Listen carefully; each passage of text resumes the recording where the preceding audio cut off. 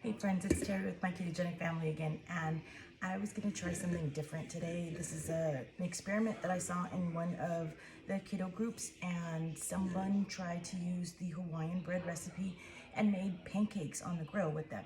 So I thought, let's experiment, let's try it, and let's record it so I can show you guys how I do it. I'm going to start with the basic recipe for the Hawaiian bread rolls. I've tweaked it a little bit to my liking. So we're gonna do 2 tablespoons of allulose. Again, I don't use full on allulose. I use this mixture that I get from my local grocery store, HEB.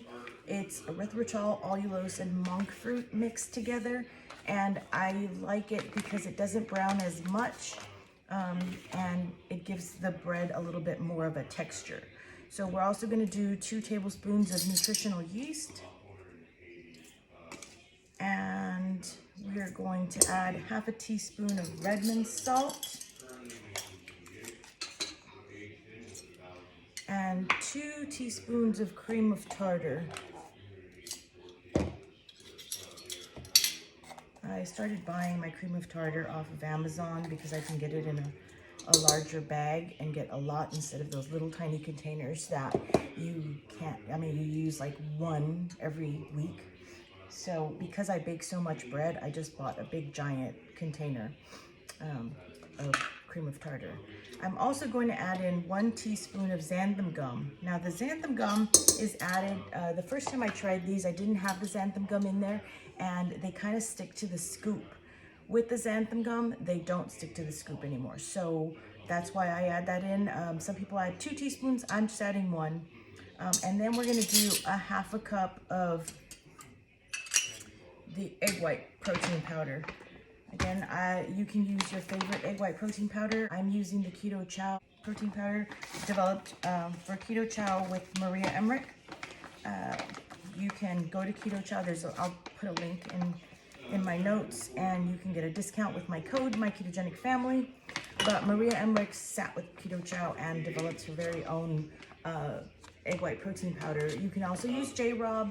I've compared the prices, and this per pound is cheaper. This is a 2.2 pound bag, and J-Rob I believe is a 1.5 pound bag. Also use Judy's or Now brand, or whichever brand you find easier to use or cheaper or easier to find.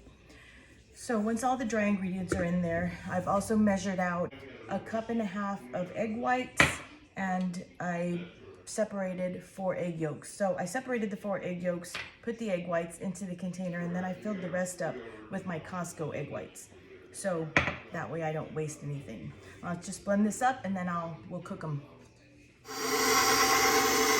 Right before I turn it up, I will stop it and scrape down the sides so that nothing is stuck to the sides or the bottom. You might be able to do this with like a scraper paddle, but I don't like to get to the bottom and then realize that there was a big chunk stuck. So I'll just scrape this off, and then I will increase the speed on the mixer.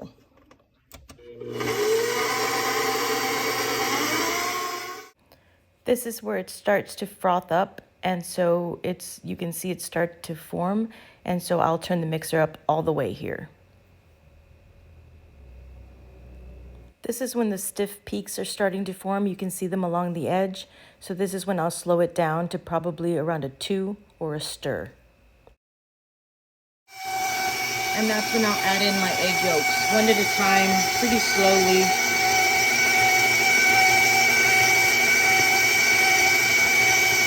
And just let them mix in.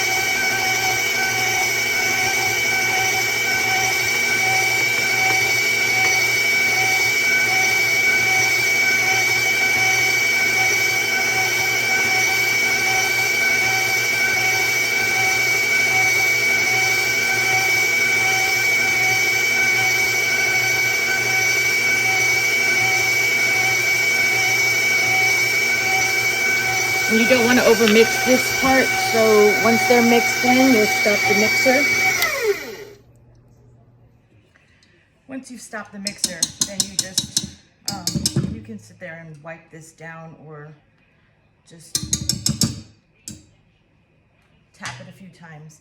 And then I like to just give it another mix to make sure that all the egg yolks are completely mixed in. It's still pretty stiff peaks. So from there, I have sprayed a pan and with coconut oil, and I'm going to drop these with a scooper into the hot pan. So I've heated up the pan. I've sprayed with coconut oil. I also sprayed a cooking stone with coconut oil. And then I have the batter over here, and I'm just gonna drop it by scoopfuls into the hot pan. I'm not sure that it's completely hot yet, but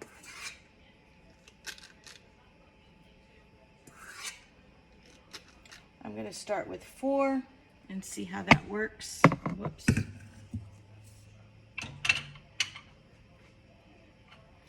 I'm also going to use the scooper to press these down a little.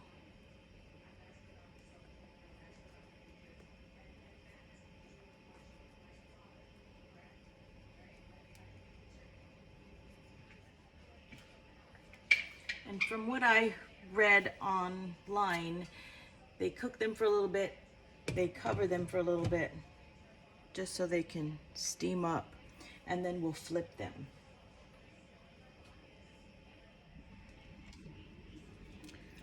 So I'm gonna check on these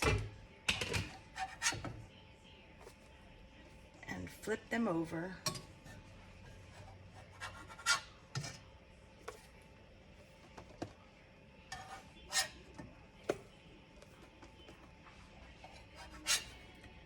I also sprayed this pan so that once I take them off the fire, I'm going to put them on this pan and then stick them in the oven just in case they're not cooked all the way through. But they're looking pretty good.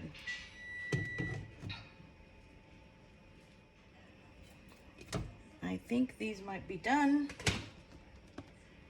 I'm going to just scoop them up and put them on this pan, and then do another set.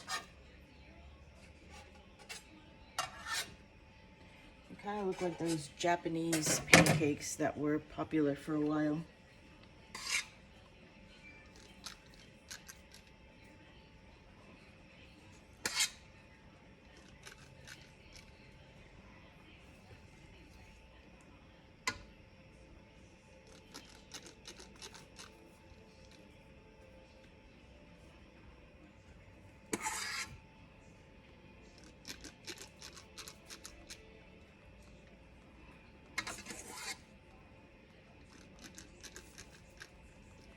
I think I put too many in this time, but we'll see.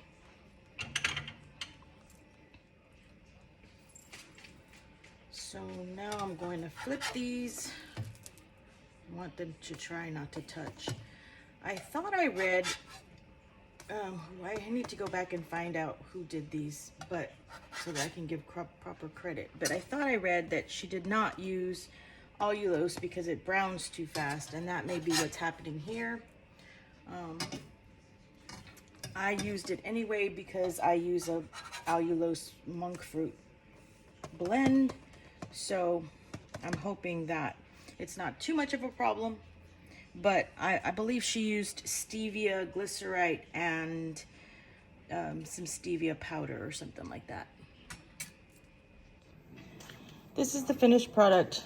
I put them in the oven so they'd finish cooking up a little bit, but this is what they look like broken open. And you can serve them with butter or syrup or whatever you choose.